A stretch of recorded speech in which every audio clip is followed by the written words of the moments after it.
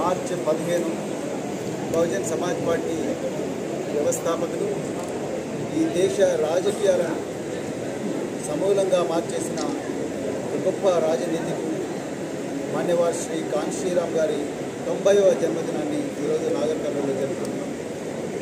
అదేవిధంగా మరి ఇంతటి పవిత్ర దినాన తెలంగాణ ప్రజలకు మాత్రమే కాదు దేశ ప్రజలందరికీ కూడా ఒక గొప్ప శుభవార్త ఇచ్చిన బెంజీ కుమారి మాయావతి గారు, మరి తెలంగాణ మాజీ ముఖ్యమంత్రి వర్యులు, తెలంగాణ ఉద్యమ పితామహుడు మరి శ్రీ కేసీఆర్ గారికి అందరికీ కూడా నేను హృదయపూర్వక ధన్యవాదాలు తెలుపుతాను. మరి ఈ తెలంగాణ చరిత్రలో మొట్టమొదటిసారి బహుజన్ సమాజ్ పార్టీ అదేవిధంగా భారత రాష్ట్ర సమితి రెండూ కలిసి ఈ వచ్చే పార్లమెంట్ ఎన్నికల్లో కలిసి ఒక కూటమిగా పోరాటం చేయాలనుకున్నది. సో మరి ఆ గొప్ప కూటమిని, ఆ లౌకిక కూటమిని, రాజ్యాంగాన్ని రక్షించే కూటమిని ఈ తెలంగాణ ప్రజలందరూ కూడా ఆశీర్వదించాలని చెప్పి నేను కోరుకుంటున్నాను. ఎందుకంటే ఈ దేశంలో మరి రాజ్యాంగం ప్రమాదంలో ఉన్నది, రాజ్యాంగం ఇచ్చిన హక్కులన్నీ కూడా ప్రమాదంలో ఉన్నాయి. మరి నరేంద్ర మోడీ నాయకత్వంలో జరుగుతున్న కేంద్ర ప్రభుత్వం దేశాన్ని పూర్తిగా దోచుకున్నది. దేశంలో ఉండే ఆస్తిని, సంపదను అంతా కూడా కేవలం కార్పొరేట్లకు కట్టబెట్టింది.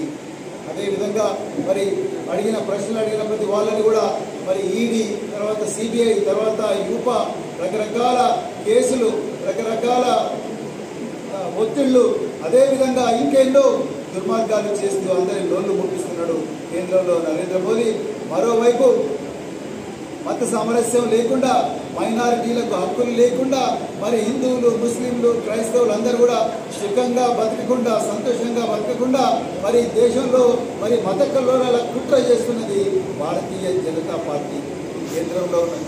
మరి అదేవిధంగా రాష్ట్రంలో మరి ఈ రాష్ట్రాన్ని మంచిగా పాలిస్తామని చెప్పి తెలంగాణ ప్రజలందరి ఓట్లు దండుకొని రాత్రికి రాత్రే అధికారంలోకి వచ్చిన కాంగ్రెస్ పార్టీ కూడా 6 గ్యారంటీలంటూ గారడీ చేస్తుంది తప్ప ఈ రాష్ట్రాన్ని మరి పాలించే సత్తా కాంగ్రెస్ పార్టీకి లేదు. ఆనాడు స్వాతంత్రానికి ముందు బాబాసాహెబ్ అంబేద్కర్ గారిని మరి చాలా బాధపడేలా చేసింది కాంగ్రెస్ పార్టీ.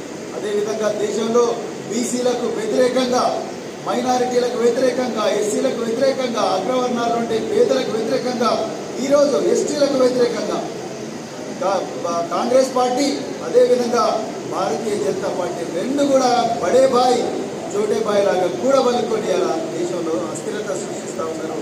దోపిడీకి రాజమార్గాలు వేస్తూ ఉన్నారు. అందుకొరకే మరి రాబోయే రోజుల్లో తెలంగాణకు పొంచి ఉన్న పెను ప్రమాదాన్ని దృష్టిలో పెట్టుకుంది.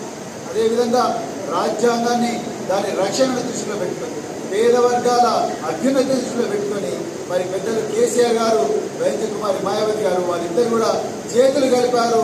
ఇంకా కాచుకోండి బిడ్డలారా, రాబోయే రోజుల్లో రాబోయేది బీఆర్ఎస్ మరియు బీఎస్పీ కూటమే విజయం సాధించబోతున్నది. మరి ఆ సందర్భంగానే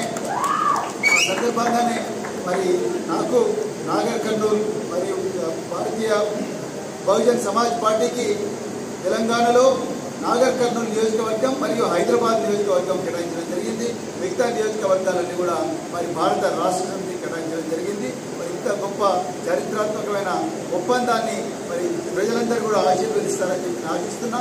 రాబోయే రోజుల్లో తప్పకుండా రెండు పార్టీలు కలిసి పనిచేస్తాయి, తెలంగాణను తప్పకుండా అభివృద్ధి పదంలో తీసుకుపోతాయి. ఈ దోపిడీ కాంగ్రెస్, ఈ దోపిడీ బీజేపీల కబంధ హస్తాల నుండి తెలంగాణను విముక్తి చేయబోతున్నాయి రెండు పార్టీలు కూడా. అదేవిధంగా మరి నాగర్ కర్నూలు అభ్యర్థిగా నన్ను ప్రకటించిన బెంజీ కుమారి మాయావతి గారికి కూడా ధన్యవాదాలు తెలుపుతా ఉన్నా.